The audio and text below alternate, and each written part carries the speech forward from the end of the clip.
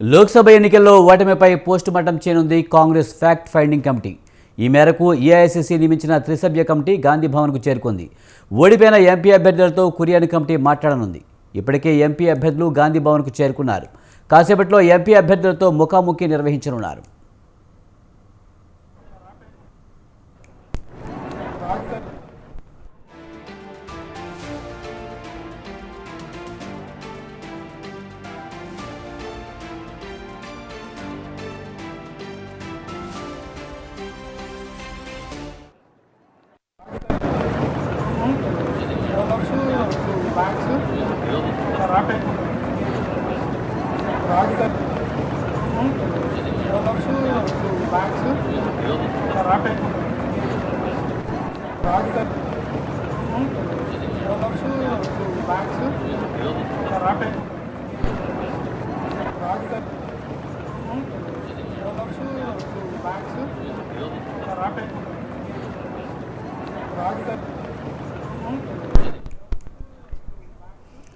లోక్సభ ఎన్నికల్లో ఓటమిపై పోస్టుమార్టం చేయనుంది Congress fact finding committee.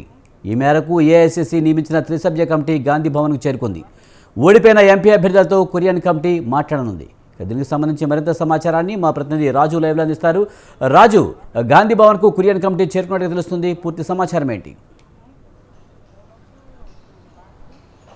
Right Vijay, కొద్దిసేపటి క్రితమే గాంధీ భవన్కు ఏఐసీసీ నియమించినటువంటి నిజ నిర్ధారణ కమిటీ చైర్మన్ కురియన్తో పాటు కేజే కురియన్తో పాటు రికాబుల్ హుస్సేన్ చేరుకున్నారు. వారితో పాటుగానే ఈ ఎన్నికల్లో పార్టిసిపేట్ చేసినటువంటి అభ్యర్థులు క్యాండిడేట్స్ ఎవరైతే ఉన్నారో వారికి కూడా ఇప్పటికే ఆహ్వానం అందింది.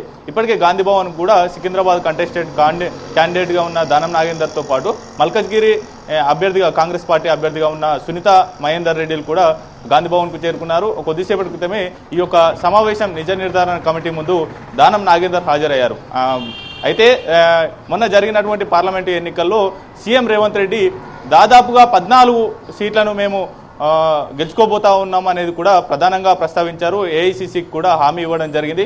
అనంతరం దాదాపు టార్గెట్గా 14 పెట్టుకున్నప్పటికీ 12 స్థానాల్లో అసెంబ్లీ ఎన్నికల్లో గెలిచినటువంటి ఎమ్మెల్యేలు అత్యధికంగా ఉన్నారు. 12 స్థానాలు కైవసం చేసుకుంటామనేది కూడా సునీల్ కనుగోలు రిపోర్ట్ ఇవ్వడం జరిగింది. ఆ అనంతరం మాత్రమే ఆ అభ్యర్థులను బేరీజు వేసుకుని అలాగే కాంగ్రెస్ పార్టీకి ఉన్నటువంటి ఎమ్మెల్యేలను బేరీజు వేసుకొని గెలుపొందుతామనేటటువంటి ఇది కూడా సునీల్ కనుగోలు టీం ఇవ్వడం జరిగింది. దాంతోపాటుగానే అభ్యర్థుల ఎంపిక కూడా జరిగింది. ఆ అనంతరం ఫలితాలు తీరా చూసేసరికి కూడా 8కి మాత్రమే పార్లమెంటు స్థానాలు కైవసం చేసుకుంది కాంగ్రెస్ పార్టీ. దీని మీద తీవ్ర అసంతృప్తితో కాంగ్రెస్ పార్టీ అధిష్టానం ఉంది. ఈ నేపథ్యంలోనే 8 రాష్ట్రాలకు ఈ యొక్క నిజ నిర్ధారణ కమిటీలను వేసింది. అయితే ప్రధానంగా మధ్యప్రదేశ్, ఉత్తరాఖండ్, ఢిల్లీ, సిక్కిం, వీటితో పాటుగానే ఒడిశా, తెలంగాణ, కర్ణాటక రాష్ట్రాలకు నిజ నిర్ధారణ కమిటీని పంపింది. అయితే నిన్న సాయంత్రం హైదరాబాద్కు చేరుకున్నటువంటి ఈ కురియన్ కమిటీ కూడా 3 రోజుల పాటు ఈ నెల 14 వరకు కూడా హైదరాబాద్లోనే ఉండనుంది. తెలంగాణలో పర్యటించనుంది. నియోజకవర్గాలు మొదట ఇవాళ ఓడిపోయినటువంటి 9 నియోజకవర్గాలు ఏవైతే ఉన్నాయో ఆ అభ్యర్థులతో నేరుగా మాట్లాడి ప్రధానంగా వారి యొక్క అభిప్రాయాలను సేకరించనుంది. అలాగే ఓటమికి గల కారణాలు, వీటితో పాటుగానే నేతల ప్రచారం ఏ విధంగా సాగింది, ఏ రోజు ఎన్ని కార్యక్రమాలు నిర్వహించారు, వాటితో పాటుగానే రోడ్ షోలు ఎన్ని నిర్వహించారు, ఆ నియోజకవర్గ పరిధిలో సభలు సమావేశాలు ఎన్ని నిర్వహించారు, అలాగే అక్కడ ఉన్నటువంటి స్థానికంగా ఉన్నటువంటి నేతల సమన్వయం ఏ విధంగా సహకరించారా లేదా, సమన్వయంగా ముందుకు వెళ్ళారా లేదా అనేటటువంటి అంశాలతో పాటుగానే వారు చేసినటువంటి ప్రచారాన్ని కూడా పూర్తి వివరాలు తీసుకొని రావడం జరిగింది గాంధీ భవన్కు. ఆ ఆధారాలను కూడా సభలు సమావేశాలు ఎక్కడెక్కడ చేశాము, రోడ్ షోలు ఎక్కడ నిర్వహించాము అనేది కూడా పూర్తి స్థాయిలో కూడా కురియన్ కమిటీ ముందు పెట్టనుంది. దీంతో పాటుగానే ఓటమికి గల ప్రభావితం చేయడానికి, ఓటమికి ఎందుకు నోచుకోవాల్సి వచ్చింది అనేటటువంటి అంశాలను కూడా వారి అభిప్రాయాలు, కారణాలు తెలుపనున్నారు. వీటితో పాటుగానే ఇవాళ పూర్తి స్థాయిలో ఓడిపోయినటువంటి ఎంపీ అభ్యర్థులు ఎవరైతే ఉన్నారో వారితో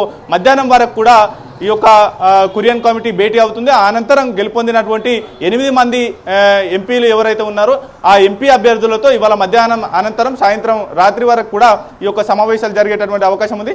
ఆ మరునాడు రేపు పార్లమెంటు నియోజకవర్గాల వారిగా ఉన్నటువంటి ఎమ్మెల్యేలు, ఆ అసెంబ్లీ నియోజకవర్గాలుగా ఉన్నటువంటి ఇన్ఛార్జీలతో కూడా కురియన్ కమిటీ భేటీలు నిర్వహించనుంది, విడివిడిగా నిర్వహిస్తూ ఉంది. ఆ అనంతరం అప్పటికి కూడా పూర్తి నివేదిక అందకపోతే ఓడిపోయినటువంటి నియోజకవర్గాల్లో క్షేత్రస్థాయిలో పర్యటించి ఆ నియోజకవర్గ ఓటర్లని సంప్రదించి అలాగే మండల స్థాయిలో ఉన్నటువంటి నేతలను కూడా సంప్రదించి నివేదికను తెప్పించుకునేటటువంటి అవకాశం కనిపిస్తూ ఉంది. ఆ అనంతరం పూర్తి నివేదిక కూడా ఈ యొక్క కమిటీ చేతికి వచ్చిన అనంతరం పిసిసి చీఫ్గా ఉన్నటువంటి సీఎం రేవంత్ రెడ్డి దీపాదాస్ మున్షిలతో చివరిగా భేటీ అయిన అనంతరం ఏఐసిసికి ఈ యొక్క నివేదికను అందజేస్తారు. Vijay. Right, thank you Raju.